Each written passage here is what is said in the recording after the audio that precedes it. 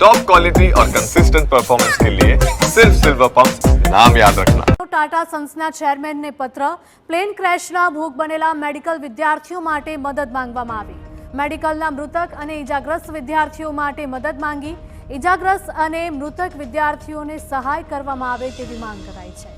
ઉલ્લેખનીય છે કે 12મી જૂને બીજે મેડિકલ કોલેજ પર આ પ્લેન ક્રેશ થયું હતું, ત્યારે પ્લેનમાં 241 લોકોના મૃત્યુ થયા હતા, જેમના માટે ટાટા સન્સે 1 કરોડ રૂપિયાની સહાયની જાહેરાત પણ કરી હતી।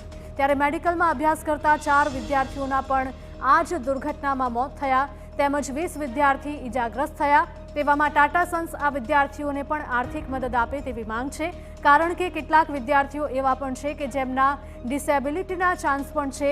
આ ઉપરાંત સરકારને પણ વિનંતી કરી છે કે મેડિકલ કોલેજની ઇમારત તૂટી ગઈ છે, તેમાં વિદ્યાર્થીઓ જઈ શકે તેમ નથી, જેથી આગામી સમયમાં વિદ્યાર્થીઓના રહેવા માટેની વ્યવસ્થા પણ કરવામાં આવે।